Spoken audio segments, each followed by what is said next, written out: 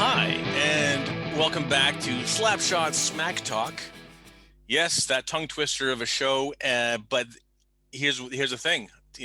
I may be Erik Janssen, a displaced Canadian living in the United Kingdom, talking smack about all things hockey, but I'm joined by a displaced Finnish guy living in Stockholm, Sweden, who's not only a hockey journalist, he's a hockey writer, a hockey author of books, also an author of books nothing to do with hockey, but he's also a guy I've hung out with at World Championships and Champions Hockey Leagues and World Juniors and stuff like that. And now here we are by the glory of technology, Risto Pakarinen. Thank you for coming to the show because now the thing is, me being a Canadian living in London, I don't get too much smack talk coming at me from Brits about whenever Team Canada lose. Let's face it, Great Britain's never going to play Team Canada. And you must be getting a lot of smack talk when you're walking down the streets of Stockholm in Sweden whenever Finland loses. Absolutely. It's funny because I've spent 20 years here telling everybody that I don't really have a favorite team anymore because I'm a journalist, trying to deflect all those nasty comments that I would get. But then during the World Championship, obviously, because they always play together, they all against each other. There's always a Finland Sweden game, and then so my phone does blow up every time there's a game, or World Juniors or whatever it is. And my kids now, well, they're not really that. I mean, my daughter actually, those are her sweaters here. She plays hockey, but my son's not interested in sports at all. But he does cheer for the Finns when their hockey worlds are on. So that's kind of weird. But it's funny because my favorite Canadian, Mike Myers, has put it so well that there's nobody as English as an Englishman not living in England anymore. And that's kind of the same for me, that I've never been as Finnish as I've been since I moved here. I've read all the Finnish classics, and there was a period when I only watched Finnish movies and listened to Finnish music, which is not really. I have to warn viewers and listeners to tread carefully when you want to find Finnish music. But anyway, I was so Finnish that I even listened to Finnish music, 70s pop. So it can be tough, but it's mostly fun. And I've been here for so long now that I think Swedes have run out of insults. I'm glad you're still waving the Finnish flag and on Swedish soil. So it's. I know, but the funny thing is that when I was a kid living in Helsinki, most of my favorite players were Swedes. And I think it's because Finland was so bad at the time. We always finished fifth or sixth or seventh, but the Swedes were kind of there, battling it out with the Czechs and the Russians, and so I always liked Mats Naslund and Mats Sundin, and Mats Naslund was a good one. Yeah.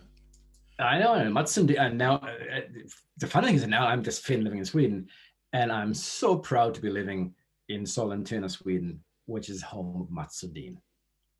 There you go. So now that's the first thing I tell people is, hey, I live in Mats Sundin's hometown. You ever see him walking down the streets, or I guess he? Oh, no, not really. I mean, he has this nice fancy house up by the water where I'm not, but I've seen him at the rink. So, and he occasionally comes down to play with the old timers there. I don't play with them because It's funny because I bumped into Matt Sundin at an All-Star game, and I asked him. Because when he found out, I was doing stuff for British television for the NHL, we started talking about football, and then we go down like a house on fire. And then I asked him, I said, if you were walking into a bar in Sweden with Henrik Larsson, the Swedish football great, who would be mobbed for autographs more, you, Mats Sundin, or Henrik Larsson? He goes, Larsson, bar none. It's like, oh, come on. Are you serious? And he goes, oh, yeah, definitely. I mean, he is so beloved here. I mean, because he just is. Not only the NHL is hard because my theory is always that you always become national heroes are made in national teams. So when he played for Sweden and they won the Olympic gold, he basically won at least one world championship as a 19-year-old, scoring big goals. And so then he is so big here. Even if Henrik Larsson is big, but I mean, Mats Sundin is Mats Sundin. Come on. Yeah, no, exactly. And he's one of the greatest I've ever seen, even though he wore Toronto blue. But he's yes, I'll give him his dues. Definite, belongs in a hall, which he is already in. Yep. But yes, here, like I said, you and I used to hang out together, at various hockey tournaments around the globe. But I will test your hockey mind with the Okay. trivia, because obviously we always do a trivia question at the top of the show, and we'll see how astute Risto Pakarinen is.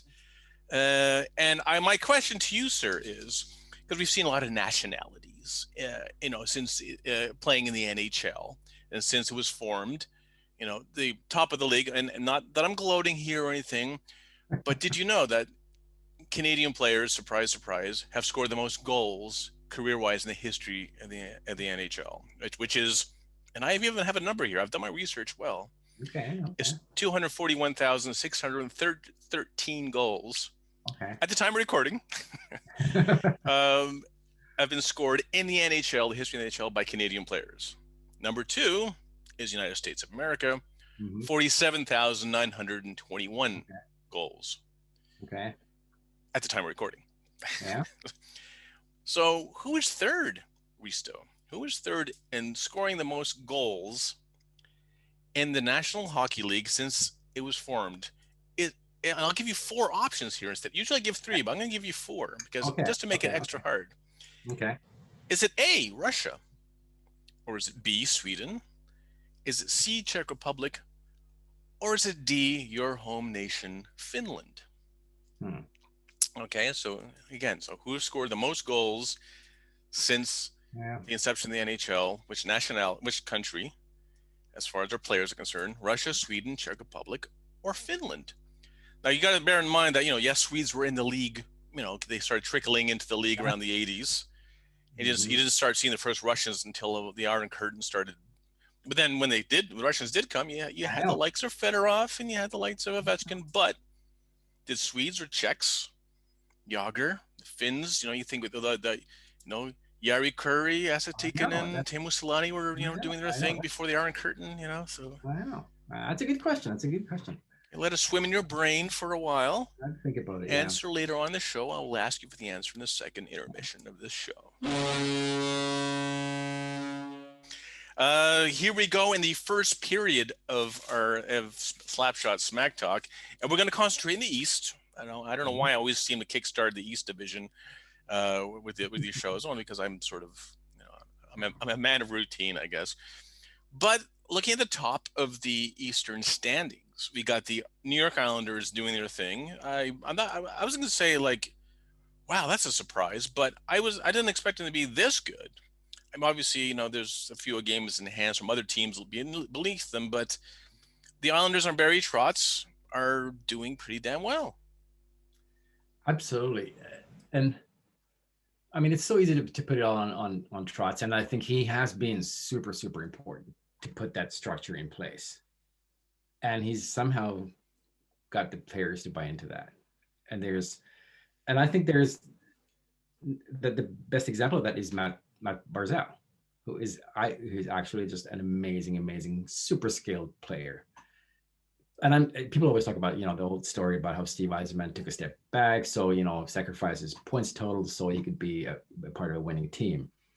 I think Matt Barzal is doing it right now. If he played with on any other team, basically on any of the other 30 teams, or if he played for the Oilers, I think he would be top 3 in scoring in the league.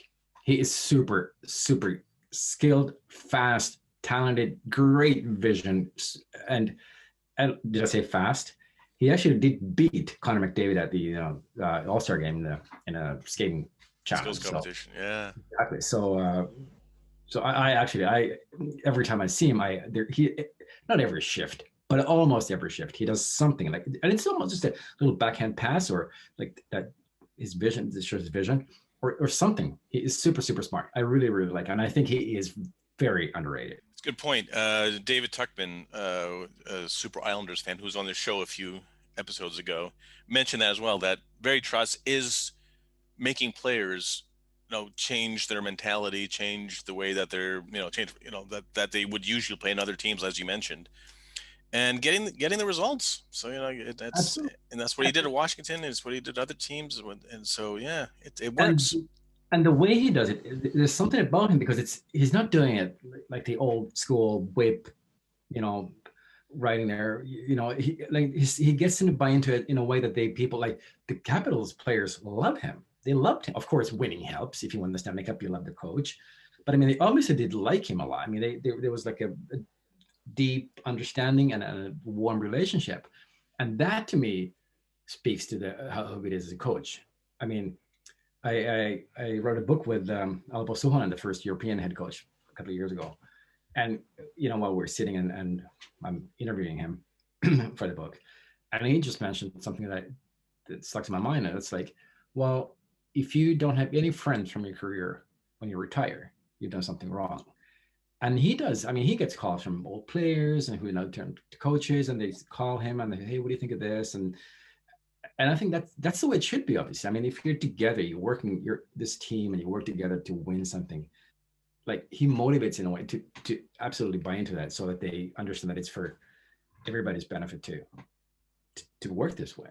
And that's if in any sport, I guess if you were to ask any player, it's like, what would you rather do? Uh, be a top goal scorer on a crappy team, or win the cup and sacrifice your numbers and not be a top goal scorer? Well, I think I think most people would say win the cup. And Yeah, that's the way to do it. And speaking of Matt Barzal,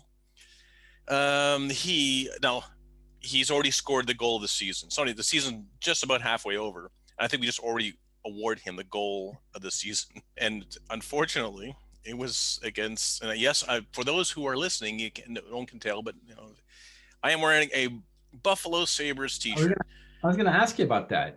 Yeah, It's yeah. It's why. What's Erik Janssen doing wearing a Buffalo Sabres T-shirt? Well, because a fan sent me this, and I thank you very much to that fan. I was going to name check you, but he said he didn't want me to name check him.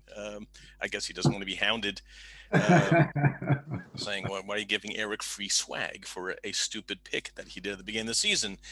Yes, maybe maybe he what's that? bought it with a paper bag over his head when he went to buy the Buffalo Sabres t-shirts, and that's he Yeah. doesn't even now. Now the thing is, it's I for those who don't know, and I chose the Buffalo Sabres as a dark horse at the beginning of the season. Very dark. I know I've been going on about this every episode so far this season, but I've been sticking to my guns, saying, "Just you wait. The resurgence will come. They will explode. Now they're just imploding." I don't know what's wrong with Buffalo. I've always said I feel sorry for the city of Buffalo, and I have a lot of Buffalo Sabre fans saying we don't need your pity. It's like yes you do. I feel bad for you guys because let's face it, Buffalo in the past 10 seasons have only made the playoff twice. In the past 20 seasons have only made the playoffs 4 times. That is a lot. That's not even a drought. It's uh, in Buffalo. It's an arid desert, and some people say, well, at least we got the Bills. That's not a thing to fall back on either. What do you think, Risto? What's the problem with Buffalo? It is a mystery, isn't it, though? But I mean, what is it? Is it the owner? Is it the owner who's fired two or three GMs now in Buffalo? Is it the GM who doesn't know what to do? Is it the coach? Are the players not good enough? But players must be good enough because they've played in the NHL before. Most of these players, I mean, or maybe they haven't played in other teams, but they've been high draft picks like your Rasmus Dahlin. That's That's probably right. The shirt I'm wearing is actually Rasmus Dahlin, who was their first round pick 3 seasons ago. exactly.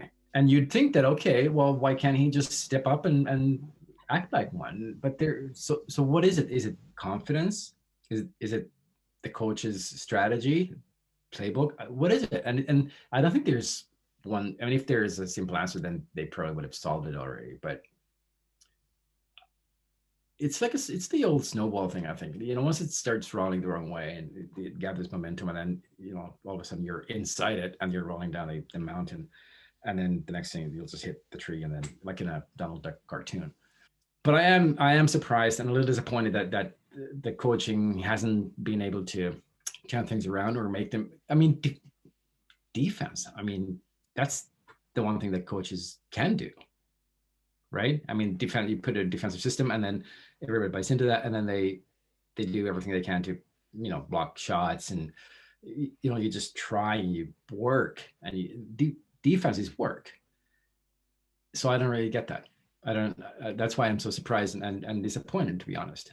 For example, and Rasmus Dahlin is a good example of that, because he's a young player, talented, very very talented young player, be taking those steps that you expect from a young player. I mean, I don't expect him to be Norris Trophy winner, but I expect him to get better every year, and I'm not sure if he's doing that now.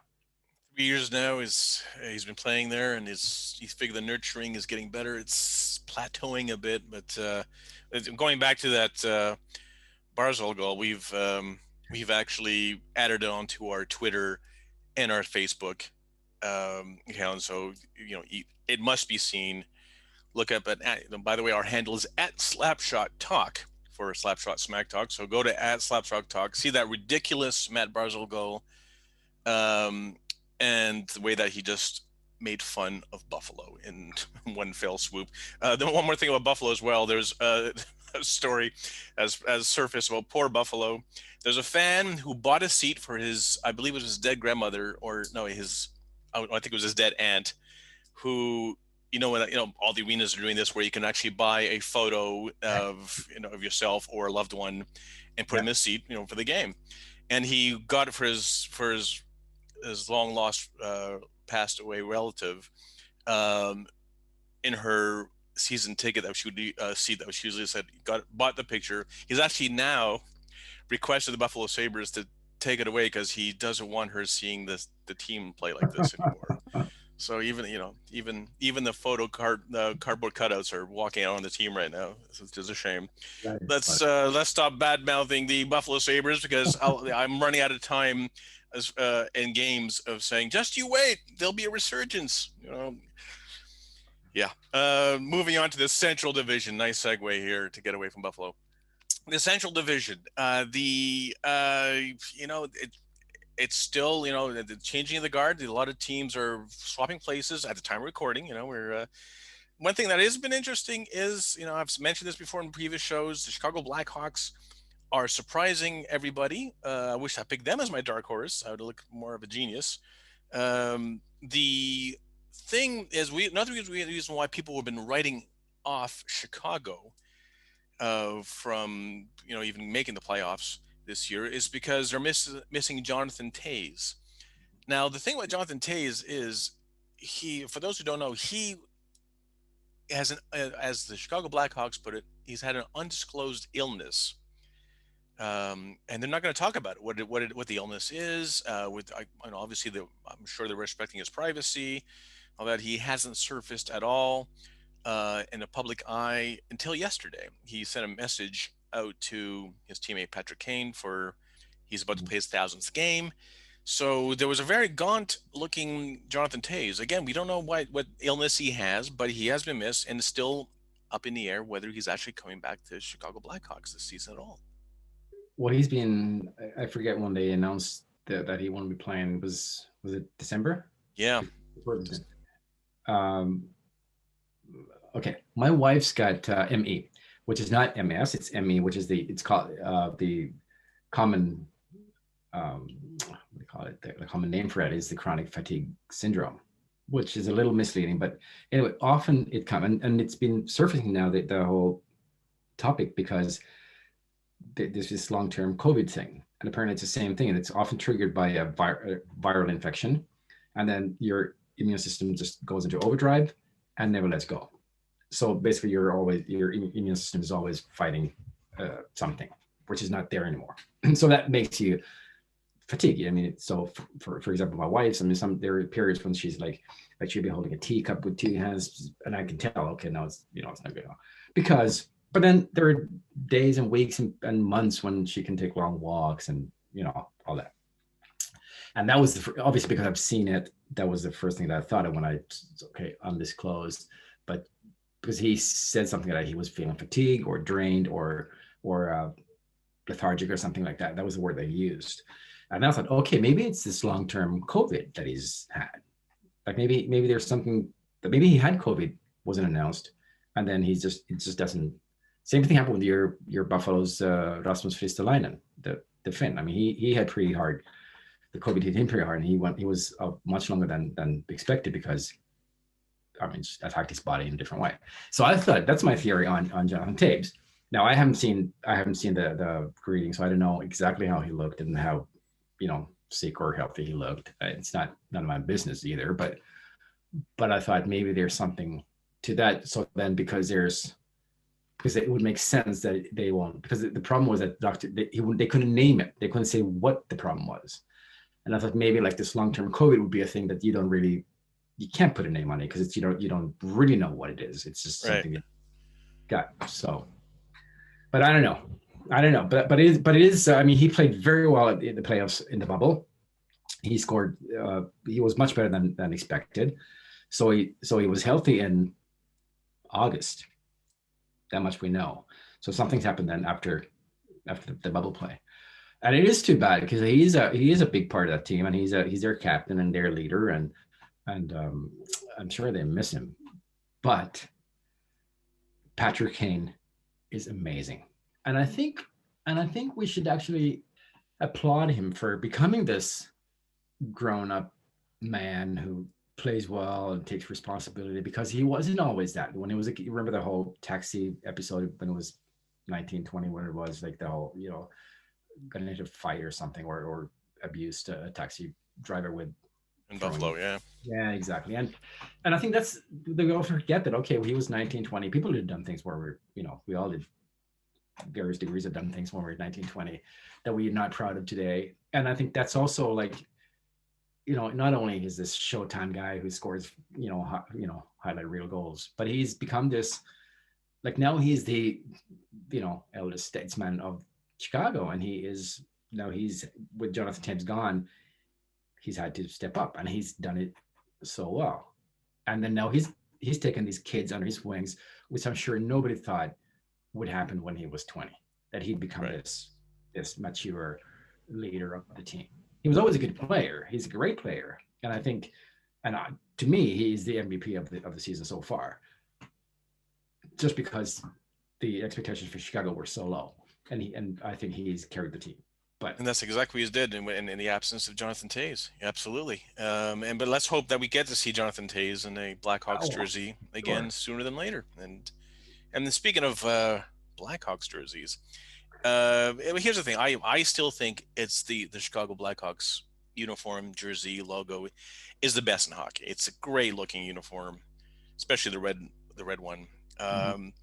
Yet, however, it's still causing, in this day and age where we're seeing the Redskins, Washington Redskins change their names, the Cleveland Indians in baseball are getting rid of their Chief Wahoo logo with the idea of getting rid of the word Indians as well off their name.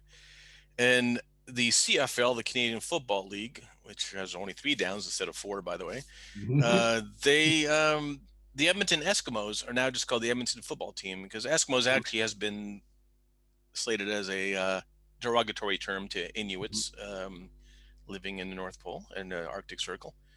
And so now we're at the point now where it's a touchy subject with Chicago. There's been pressure for them to change their name.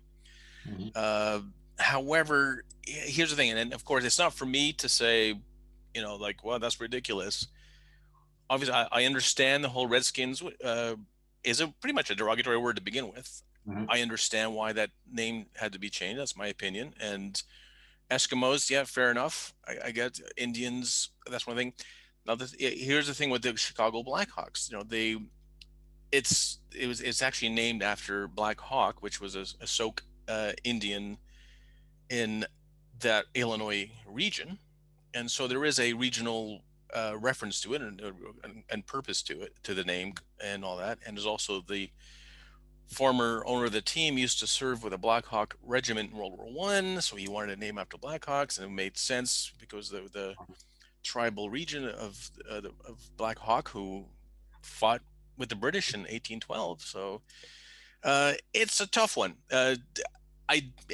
It's if it causes offense to Indigenous people in the area or any Indigenous people, there was an issue to deal with here, but the Chicago Blackhawks have been reaching out to tribal um, chiefs and other you know uh, American Indian institutions and discuss this controversy. There is a Swedish team in Swedish league in Gothenburg called Frölunda Indians, because back in the maybe mid 90s there, when the Swedish league went through this commercial period and they all wanted to have these cool nicknames just like they have in the NHL. So back in the mid 90s, they chose to become the Indians. Now, with the Washington Redskins controversy, then the Gothenburg team decided to, maybe we should change the name of our team as well, or nickname our team. And now they're in that process. And so they announced at the beginning of this season that they would play this season with their old, Native American headdress logo. And they reach out to the fans, so let's come up with a new logo for the team, a new nickname. Of course, some people don't like it. Some people say it's, yeah, good for you. Now they just announced this week that they're going to postpone that by another year. So they'll play next season in the Native American headdress logo while they're trying to figure out a way, the new name and the new logo. And I think in that sense, I mean, the Chicago example is, if there is a local Native American tribe that is from the region, and then but the Swedish team has no reason to call themselves Indians. There's no reason. So I think it should be case by case, and as long as there's understanding and the willingness to understand the other side, and so that we create a dialogue, then I think we're much better for it. I mean, that's the thing. Another interesting thing about the logo and the name, the Blackhawks, is it was always two words. It was Chicago Black Hawks for ages, since its inception. Then in 1986, somebody in the Chicago Blackhawks realized that when they found the paperwork when they applied to be inducted into the NHL, and it was actually one word. It was all one word. So it goes, oh my God, all this time we've been calling ourselves two double-barreled Black Hawks, and was actually one word, Blackhawks. So in 1986, they changed it from Black Hawks to Blackhawks, if you know what I mean. And going back to what you were saying, it's not for people like, a guy from Montreal and a guy from Helsinki to say, no, keep the name. I know it's up to the local tribes, and hopefully they can address it together and see if there is a solution. Maybe this is a way to use it for something good. Maybe we can educate people about Native Americans' lives and heritage and culture and all that. Maybe they can use it for something good. The big problem that I have with nicknames are the ones that don't have the plural S, like the avalanche. Yes. How can you be I agree. How can you be an avalanche, or like, it's got to be, you can be a New York Ranger, you can be a Blackhawk, you can be a Red Wing, but you can't be a Wild. You can be, when you're playing with Minnesota, I'm now a Wild. What do you mean you're a Wild? I agree. It's got to be a proper noun. First intermission. We are now going to talk smack with Risto, because he's a man who's in the zone as far as the KHL is concerned, as far as Swedish hockey is concerned, as far as Finnish hockey is concerned. Now, the KHL is obviously the Russian league, which is now expanded which is now gobbling up Finnish teams to come into their league, and gobbling up other teams from other countries to join this KHL Super League that's sort of melding into its own empire in its own right. But I will ask you now, Risto, is it actually affecting leagues like the Finnish league, which is now also trying to survive on its own, with stragglers leaving for the KHL, and is it affecting the Swedish league as well? Break it down for people who don't know or follow the KHL, who are just stuck to NHL. Well, like you said, the KHL is mostly a Russian team. I mean, they've had teams in other countries, such as Slovakia. They had Slovan Bratislava was there. In China, they had one in what's it called, Red Stars Kunlun, all the way to Vladivostok in the far east. And they've gone back and forth a little bit. They had teams in Minsk and Riga. I think still do, but so it's like this old Soviet world that they're in, plus than Finland. There's a team from Helsinki in the league called Jokerit, the Jokers. It's been not all smooth sailing for the Helsinki Jokers, because it's a kind of long story, but the owner who then sold it to Russian oligarchs, as we all do. I mean, he sold the arena and then the team, and then Jari Kurri took over. And there's like the Finns who are upset with that are most upset with the organization behind it. Like, who owns it? Where does the money come from? Is it money laundering? Is it okay? Where do they pay taxes? Is it Putin's? Is this all Putin's propaganda tool? Basically, that's those who like it for the hockey, because the players are good. The salaries that they pay basically means that if a good player doesn't get an NHL contract, he returns to Europe, most likely he'll look first to the KHL. Middle tier players these days that are so fortunate that there is a KHL, that they can play good hockey, have a nice life in Russia, and they make a lot of money. So that's taken a little, like, maybe that's taken some of the stars away from the Swedish league and the Finnish league. Jokerit's an old team. They founded in 50 years ago, and they played in the Finnish league. They won Finnish championships. They had a fan base, and still they don't really have that. Like, it's hard for people to know what they are, because they haven't made it too deep into the playoffs in the KHL. They haven't won it. There's a suspicion that fans are always complaining, they can never win it because the referees would never let a Finnish team win the Russian championship and all that. It's a little murky. There's lots of different kinds of conspiracy theories, both on the ice and off the ice, and there's a little Russophobia that people don't, and then it becomes political and all that. So it's hard to navigate. I think their window is closed, to be honest. The KHL's window. It is what it is now. And Russian players go back, and Datsyuks and Kovalchuks, and they go back and they make good money, and they add another 5 years to their careers. That's interesting, yeah, because like as you said, we are seeing Ilya Kovalchuk and Pavel Datsyuk, extending their careers in the KHL, even at their ripe old age of whatever they're in their 40s, and. It's a springboard and a retirement home for NHL players, basically. Exactly. And that's always tough. It's tough to be number two. Well, end of the intermission. Second period. Here we are now. We're going to talk about the West. We're reaching that halfway point of the season for some in this shortened 56 game schedule that we're doing. The Vegas Knights, I know I'm not going to harp on about why is there an NHL franchise in Las Vegas, Nevada. The next season, that's the thing, where the Vegas Knights were lucky enough that they had this competing team and that they're on top of the division and that they've been to the Stanley Cup final already in this infancy.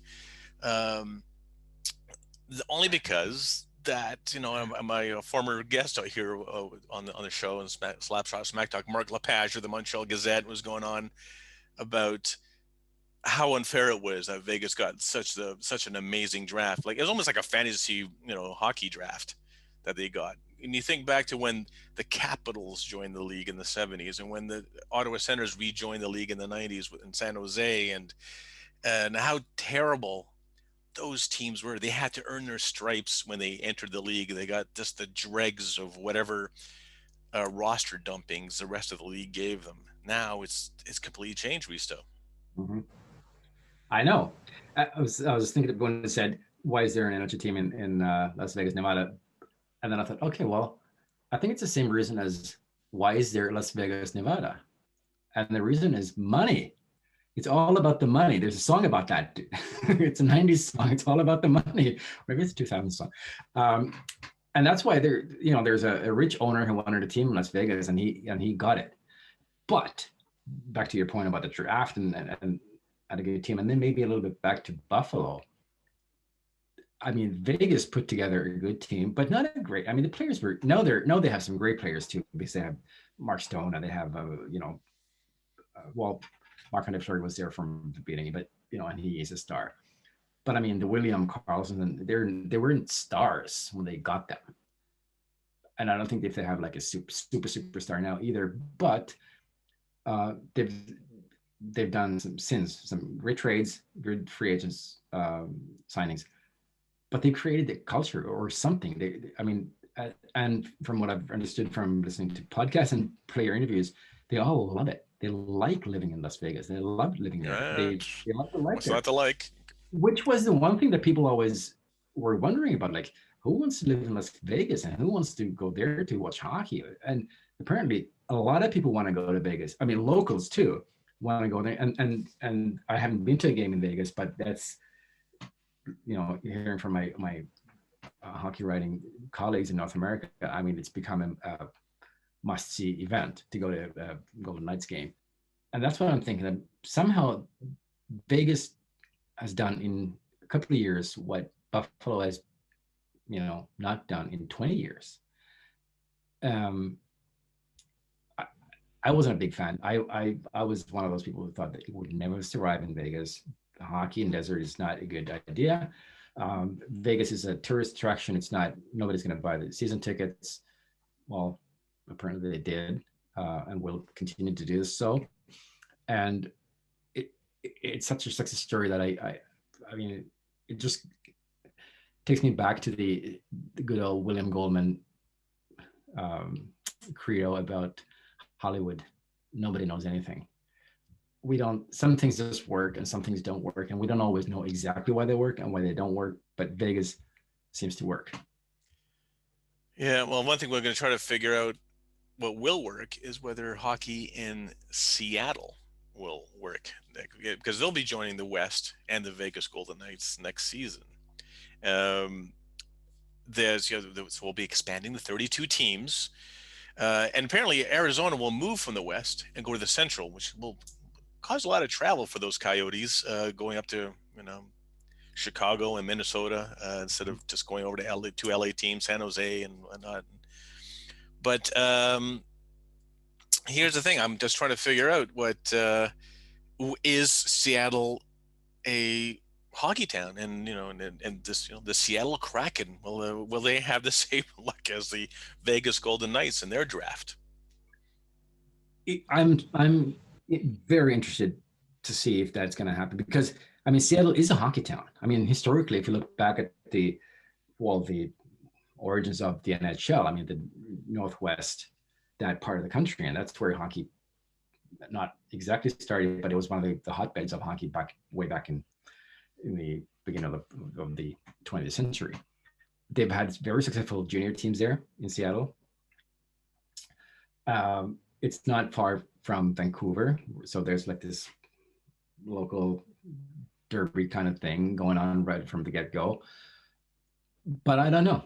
I don't know if it's going to work there. I mean, I can't think of a reason why it wouldn't work there, but you just never can tell. That's the thing, because like there was an adage for a while that the reason why there was no baseball team in Vancouver is because they wanted, they didn't want to encroach on the Seattle Mariners franchise. And the reason why there's no hockey team in Seattle is because you had all these Canuck fans coming from south of the border going to support the Vancouver Canucks. But now there's room for, there's scope for both. Why not? Create a new local rivalry. It's but that, coming back to your point about the Vegas Golden Knights, is that Seattle's not going to get the same deals with their expansion draft. They're not going to be able to do exactly what Vegas did. First of all, getting our Marc Andre Fleury, for example. Exactly. The teams are much smarter now, and they won't. I mean, they'll just protect their players and then pick them. They're not going to get these deals to protect an extra player if you just make these crazy deals, and so it's going to be harder in that sense. So let's go to the second intermission, and this is usually the part where I do pop culture in hockey, or hockey and pop culture, whichever way around. And usually this is where I pick a book from my vast hockey library and a recommended reading material that for those lonely hockey nights that people have, but this time I will give the floor to Risto Pakarinen, who's actually, who am I? I've never written a hockey book, or let alone any book. There's some guy on my NHL, on my baseball podcast, and Johnny and Joshua, who's written books apparently, but that's still under speculation. But Risto, I mean, what should people read? I'm guessing I'm giving you the floor here to plug Okay, away. well, there's lots of great books. One of my favorites that I have not read myself. The title is Breakaway, and it's by Tal Pinchevsky, and it's stories of players who defected from the Eastern Bloc countries. And there are some great stories there. It's called Breakaway, very clever name. Great stories how the Stasny's, hid in the trunks, and how the Fedorov and Mogil is, it's very, very, it's excellent read, and a good reminder of how the world used to be. It's so easy to take for granted some of the things now, and I think especially now in the pandemic times, when we see our civic rights somewhat limited in some countries have curfews and lockdowns and all that, so then it's good to remind us of what can happen if it's taken too far. The Stastny's brother defection story is a very fascinating story. You're absolutely right. And all the things that they left behind, their father back in the chat, and it's super exciting. Then there's an older book that I really like for other reasons. It's called Home Ice by Jack Falla. Now, unfortunately, passed away about 10 years ago. Beautiful writing. Just I'm a sucker for these stories that mix hockey and hockey at the top level and grassroots and family and culture, and so that makes hockey interwoven to our lives, and so that's Jack Falla is beautifully written. So look at this. Now you see, the thing is, you've now plugged 2 other books. You haven't even plugged your own yet. No, it's right here, because we talked about the KHL.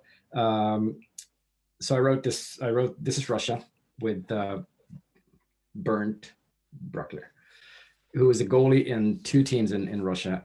I think all the best stories are in the book, so I have nothing to tell outside of that. But one of the best ones are when they got paid. They hadn't got paid for weeks. The salaries were late, and then one day they were told, "Okay, you're gonna get paid now. So go to the storage room at the end of the corridor." And so we're getting paid now, and so so Bernd goes there. There's 2 big guys, obviously, like security guards, and there's a lady there between them. Got to list the names. The check said, "What's your name?" He shows his passport. "That's me." "Okay," and then the guy hands him cash. so he just grabbed like garbage bags, stuffed the money in the bag, and then put it in his somewhere in his pants, and then ran to the bank basically to make a deposit. And that's just nothing unusual. It was just the way it was. Or how they escaped from their baza, their base camp, just to do something, because it was like that old Soviet style that they were all even before a home game, they would all go there, eat there, sleep there together, and then go to game. And it's just great. It's just crazy. But you mentioned Love Guru, right? The movie, and I have to say that I know everybody, you're supposed to hate that movie, but I'm such a big Mike Myers fan that I actually don't mind that. He is so funny. Whatever he does, he is so funny that I can watch that movie. No you know what? I that's the thing. Love Guru is a guy who helps it's Mike Myers. You're right. He tries to help out a struggling Toronto Maple Leaf player. It's a bad movie, but I'm all about it's so bad it's good, and it's a guilty pleasure. I agree. Love Guru, not a hockey film, but it's hockey-esque. Oh, hockey-esque, absolutely, yeah, absolutely. And he is apparently such a big Maple Leafs fan. I'm sure he just did just to be able to make a movie about the Leafs, or that has something to do with the Leafs. Yeah. No, I'm with you. I mean, I say if you've seen Love Guru and you hated it, give it another chance. It's bad, but it's fun bad, isn't it? Yeah. It's all entertainment. Yes. Absolutely. Moving on to trivia. Now, this is at this point we've actually given Risto and our viewers and listeners enough time to cogitate, because I asked you earlier, after the Canadians and the United States, which nation has scored the most goals in the National Hockey League? So you accumulate all of the Swedes, all the Russians, and all the Czechs and Finns that have played and in the NHL, which accumulatively has scored the most goals. Now, I gave you, Risto and yourselves, the option. Was it A, Sweden, B, Russia, C, Czech Republic, or D, Finland? So, Risto, what's your deductive reasoning here of which Well, nation scored the most NHL goals? if I'm who's in my red cells, I think well, the funny thing is that Finland's got Curry and Teemu Selanne, obviously. We've got these really, really good snipers who've scored 50 goals more than once. While Sweden's only got one, Håkan Lund, which is crazy because they've got lots of great players. But so Finland's got like this one season edge over the Swedes. But there's been so many more Swedes. And then there's also be Yager, who's up there just by himself. And lots of great Czechs. But I will go, and Russian, Pavel Bure, Verov, there's been some good Russians too. Makarov. I would say I would go for just by sheer numbers, just because the quantity, the amount of players is so. I'm saying A, Sweden, just because there's so many Swedes. There are too many. I mean, if they always keep in a couple every year, and then they've got Dean and Forsberg. They got lots of points at least. Marcus Näslund was a great goal scorer, almost 50. So then, yes, I stick to my. That's it. Okay, so Sweden is your final answer. That is my final answer. Okay, well, I see your reasoning, because of course Björn Salming and all the in the 70s, cusping the 80s, that they came to league fast, but Russians did have a lot of players who racked up a lot of goals in short seasons. But yes, well, in no particular order. Let's break it down. So Finland scored a grand total, with all their goal scorers in NHL, 7,841 goals at the time of recording. Okay. The Czech Republic have scored 11,877 goals so far since the Iron Curtain has fallen, and we have Czechs in the league. Yeah. Well, okay. I feel good about my so yeah. Okay. So we know it's not Finland.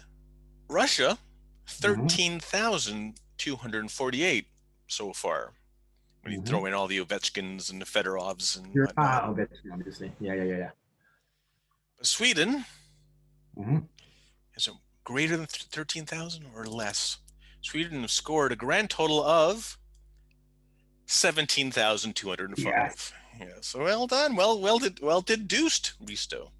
Thank you. I feel good about that. Oof. But I am a little surprised, actually. I mean, I would have, to be honest, if I didn't research myself, I would have gone Russia. I would have thought, like, you know what, too many Russians have racked them up. But then you got to think that in the 80s, there were loads of Swedes before the Iron Curtain came by. So yeah, exactly. They got a head start there. It's true. Great there we question. Go. And end the intermission. Right, on to the third period now. We are now going to the north, to North Strong and Free, and Toronto's still up there at the moment. However, if you look way at the bottom there, Ottawa have sent a warning shot across the Maple Leaf bow that, and here's what they say, and I quote, "In 3 years, we're going to be better than Maple Leafs." Now, okay, in 3 years, that's a good target to go for, I guess. Yes, they are a young and nurturing team, but I still think Austin Matthews and Mitch Marner will still be, if they're still there, they're still there. But I don't know. What do you think? Is that a premature warning shot? I just think it's an interesting comparison, because I think the owner, before the season, the owner said something about the owner went and said that in X years we'll win the Stanley Cup. So I guess they're now then backed up from that one and just, well, the bar is now beating the Leafs. I I have a hard. I mean, yes, they do have a nice young core to build on. I mean, and they can be happy about it, of course. I mean, it's so I don't think the Senators are going to be better than the Leafs in 3 years, but they will be, and I hope they will be pushing there. It's nice for Ottawa to finally get a good team. But what about the Canadians? Yeah, what about the Canadians? Okay, so yeah, the Canadians. Yeah, I know. Yes, after their coaching change, it was saying it was they're hot and cold still, but still in the top four at the moment. You only need to finish in the top four of the playoffs. But they lost against at the time of recording. They lost against Daryl Sutter's was newly appointed Mhm. at at the Calgary Flames. I beg your pardon. So yes, the Calgary Flames under resurgence with new head coach Daryl Sutter. They probably needed that. I mean, it's because they thought they had a great offseason with a Markstrom goalie signing and Tanev and all that, and they probably should be better. So maybe the coach was the issue there, and I think getting a it's such a tired thing to say, but maybe the new boys will actually help them. Let me ask you a question about the whole North division thing. Are Yep, you getting tired of it? I am If you already say tired of it. you are. I do. It was nice for a few weeks. Mhm. It's getting a little tired. I think every division's a little bit tired of seeing the same teams over Agree. and over again. Yes, I agree. It's a I round agree. robin that's going on for like 2, 3, 4 months. So it's Exactly. Can you imagine this was when the league was a 16 league? This is yep, exactly what it was. it's the original six exactly. Yeah. Yeah, But but what? I figure, and I get that because I'm tired of it. I'm Yeah, I'm I want to see Toronto take on the Lightning or Vegas or whoever. I think what it will do, I think it'll make the playoffs more exciting. It'll just make people go, Yeah, "Oh, a different team finally." that is true. So yeah, there you go. I will finish off the North with talking about Austin Matthews because hey, let's face it, he's lighting up the that division. He's lighting up the league even, and he's a very unlikely superstar because if those don't know, Austin Matthews, um, and this was where Scandies and Canadians like myself are. And Americans who live in cold states like Minnesota, Wisconsin, Michigan, and Massachusetts, and upstate New York. Here's a guy who was born and raised in Southern California, Mexican mom, and um, they moved to Arizona and Phoenix when they were young. When he was young, and he got into hockey by watching Shane Doan play for the Phoenix Coyotes, and he tried to tell his parents, "I want to get into hockey." They had no concept of the sport. They had no idea how to get him into hockey. Somehow they found a way, and now look at this. He scores left, right, and center for the Toronto Maple Leafs and the National Hockey League. So, like I said, it's not about you know people coming out of cold countries anymore. It's spreading. Absolutely, and that's something that I think sometimes we get a little ahead of ourselves about hockey being the growth of hockey, and maybe it's not as global as we sometimes like to think, but it is growing. And stuff like a player like Austin Matthews probably wouldn't have happened 20 years ago. I mean, even that's post Gretzky to Kings era, but even that, I mean, Gretzky was traded 88, so then by the 2000, maybe then there were some minor hockey organizations in California, but then that just spread to to Arizona and to have. Although what I've read about Austin Matthews, they did travel to find ice for him and all that. So there's this parental support, obviously, which everybody needs. Um, but it's a great story. And here's my question to you now: do you think it's better for the league, like for PR and marketing reasons, for him to play with the Leafs or the Coyotes? That's a valid question. That would be incredible trade bait um, for Arizona because he would be a messiah if he came Mm-hmm. down to his home state and spread the gospel of hockey to you know states that really don't aren't very marketable for hockey. Mm-hmm. Like I guess kind of like when Gretzky left Edmonton all the way down to L.A. It transformed the sport overnight in California. Absolutely. Do you remember those? was it 88, 89, 90s, well, early 90s, those like little clips that we in Finland got when there were the celebrities and the Kings games and how weird it's felt. Like there's like a real Hollywood celebrity in a hockey game. Yeah, I was seeing Sylvester Stallone and Bridget Nielsen at a hockey game. You know, it's like what? Brooke Shields? And I think that's what Gretzky did. I mean, he made them cool, and so he totally transcended hockey and that. But I was wondering, like, is it better for the league to have Austin Matthews or a player with his background in the biggest media market of the world, biggest hockey media market in the world, or back in hometown hero kind of environment? I don't know. That's true. It's like, and then again, what do we know? Because we here you and I were thinking Vegas would never work. So yeah, That is true. I know. Well, that's the end of the third period. Actually, game over.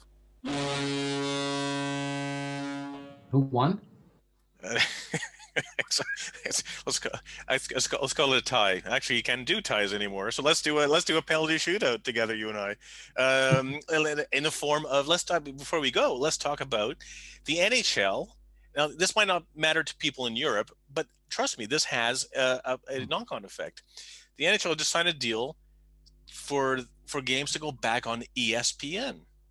Over a decade ago, ESPN lost the rights for National Hockey League games, which is a big blow because Gary Bettman just gave the rights to like obscure channels like the Outdoor Living Network, whatever it was called, and then so hockey games were just like tucked away in places you can never find, channels that were dead, didn't exist in certain regions, and now it's back on a major sports broadcasting channel, ESPN. And Chris Berman said it best: hockey would always be number 4 in the United States, but it'd always be a strong number 4. And then once it left ESPN, it went down below NASCAR. It went down almost below the WNBA. It basically, there was no one cared. I mean, it was hard enough to market hockey in certain states in the U.S. Now it was almost impossible. Yeah, I think it's tying this back to Austin Matthews, for example. I just heard Emily Kaplan who was an ESPN reporter. She was on a Toronto radio show that I listened to just before getting on with you, and she said that well, first of all, the players are excited because a lot of them had reached out to her and said, "Hey, is the old ESPN on NHL and ESPN music going to be on? Are they going to bring that back?" And apparently they are. But she mentioned that, and Austin, she's spoken about Austin Matthews, and then she just said, something like, because he'll be on a lot in the future. So ESPN, they still get, now here's this great American, one of the best, if not the best player in the league, who's an American, who has his background. So he is a dream come true for ESPN. So I'm sure this will also help us, or help the league, because now they have this to offer to the TV networks. Here you go. Here's your little icon. Yeah, exactly. Yeah, and that helps. And then, of course, it's, I mean, out of sight, out of mind. Of course, I mean, it's you need to get the eyeballs. I mean, you get people to, nobody gets. Don't make it too hard for people to find you, basically.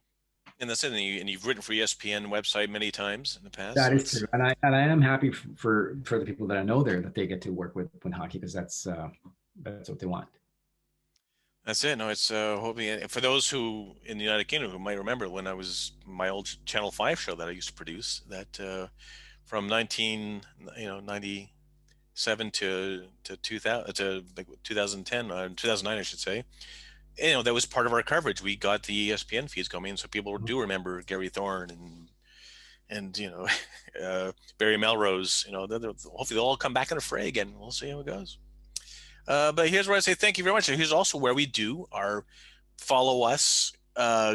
Click below. There's all this information that I'm pointing out. If you're looking at us, subscribe, follow, click likes. Basically, what I'm looking for here is if I can manage to get 9,999 subscribers, whatever platform, whether it's YouTube or Spotify or iTunes or whatever it is, if I get 9,999 subscribers, I'm going to get Wayne Gretzky on the show. Here, there's my target. There's my gauntlet, my challenge to all of you out there. Get me 9,999 subscribers and followers.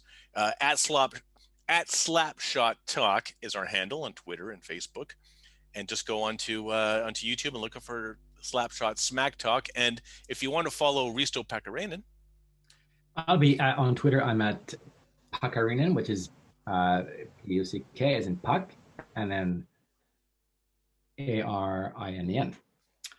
That's right. I think that's right. And also you got your own website too, I guess, as well. I do, which is ristopakarinen.com. And you'll. Oh, by the way, I almost forgot that I have to show this cover. This is my feel-good rom-com. It's all about 80s music, 80s pop culture, Back to the Future, and it's available. Someday Jennifer by Risto Pakarinen is recommended fiction reading, rom-com. And if you're a big Back to the Future fan, you'll understand the reference as well. Exactly. Absolutely.